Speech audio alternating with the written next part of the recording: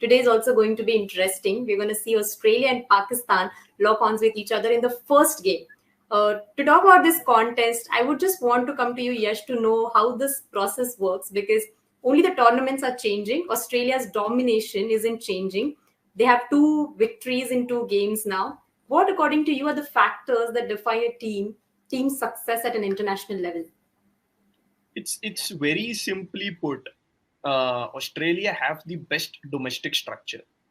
Right. Like when Georgia Wareham was out, you actually had competition between Alana King and Amanda Jade Wellington that who's going to replace her.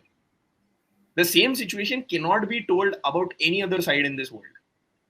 Like you go to any side. Like for example, we saw that Doughton and Dizelli getting retired from international cricket. Imagine the same happening in Sri Lanka and Chamari Attapattu saying that, okay, I'm done for the day. I don't want to play for Sri Lanka anymore. I'll play the T20 leagues. The team will be nothing. Like you don't have replacement options because you don't have a strong domestic structure. At the same time in Australia, you're fighting for those spots. Now I'm actually worried what is going to happen with Georgia Wareham when she returns, because Alana King has basically cemented that place. Amanda Jade Wellington is in that 15. Whenever has got an opportunity, she has shown that what she can do. So there is enough and more competition at the domestic level. The same cannot be told about any other side, and that's the reason they shine at the international stage. Okay, you just ask this entire 11 to say that, oh, okay, none of us are playing. They can actually play 2 different sides in 2 different continents against 2 different teams and still win both the series. So that's they have a lot of good headache to deal with. Yeah, of course, it's a good and a bad headache at the same time, because you don't also want to leave out players who are doing well. So it's kind of a bad headache, because see, once Wareham returns, once Tyler returns, once Molyneux returns, it's going to be very troublesome for Lanning, for the new coach. That who do we play? And you also feel bad that, oh, okay, these players are good enough, but we still can't have them in our 15, or we can't have them contracted because you have a limit on the contracts as well. And we've seen other different players coming in and standing up for the side on different games. Even if 3-4 players are having a bad day there, you have players who will come and do the job for the side. So tell me one player from Australia, Yash, that you're looking forward to watch today.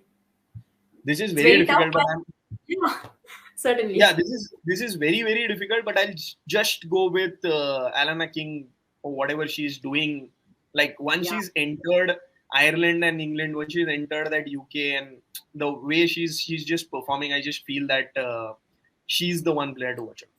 Definitely. Career best T20I performance in the last game. Definitely she's one to watch out for. But speaking of Pakistan there, the Bisma Maroof-led side, what according to you, Mohit, is how do you rate this Pakistan T20I side? Because we've been speaking that probably Pakistan's T20I setup is more good as compared to other formats. So how do you rate their T20I side, and what are their chances today if they have to in any way dominate Australia? As for chances, I don't think they have any chances, unfortunately, against this Australian team. But coming to your earlier question of their T20I side, I think their bowling side is very good. Like it's a bowling attack that can trouble most batters. Like only the really top class batters like Smriti Mandhana will be the ones who will be scoring at a strike rate of 150 against this bowling lineup, because be it Anam Amin, Diana Beg, Nida Dar, Fatima Sana, all of them are very intelligent bowlers. They have a fair bit of experience now. Even Fatima has been around for 2-3 years. And Bisma Maroof is a good captain. Like she makes really good plans. Like in the match against India, the bowling plans were good. But like if you step out to somebody like Anam Amin and hit her back over her head for 6, obviously she has to do something about it. So it's the proactiveness and the pressure which like made their bowling look bad in the last match. But I think their bowling attack's really good.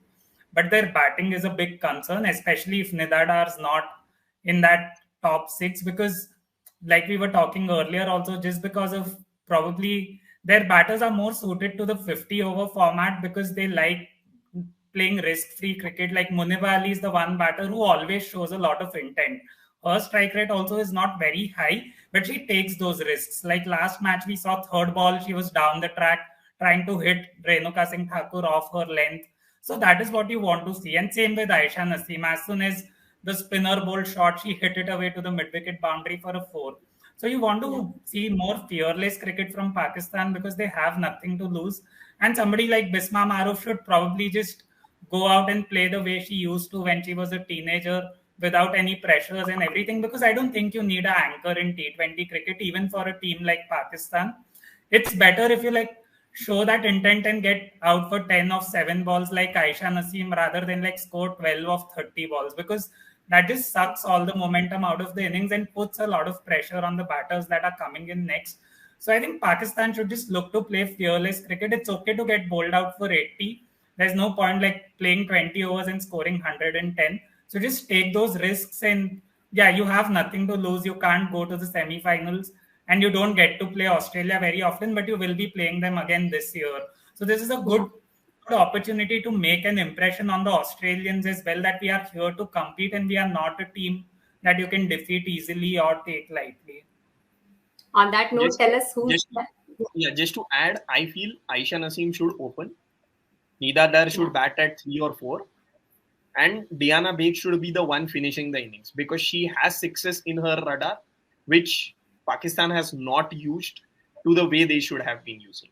So if they are using these 3 batters at their right positions, that is the only chance Pakistan can go for a 140 or a 150. Because if you don't go that, then you know what Australia is going to do. Right, and we spoke and about I'm very happy that Yash, sorry to interrupt you there, but I'm very happy that Yash actually mentioned Diana, because that I think is one of the big problems for Pakistan. They simply don't get the best out of Diana, the batter or the bowler, because if you see their matches, she very rarely bowls her full spell, even when she's like one of the most economical bowlers. Last match also, she gave them a great start in that first over. She bowled really well, but then she only bowled one more over, I think. So like I think Pakistan need to get more out of Diana Baig, because she's a player who wants to be involved in the action all the time. And like Yash said, like there's no harm. Throw her in at number 4 also. If your top 2 have batted 10 overs, at the most she'll get out for a duck. But if she scores 20 of 8, you get like some really good momentum. So I really want to see them use Diana Baig better. Throwers is a home fire extinguisher. When you have small fire at your house, use Throwers to extinguish it.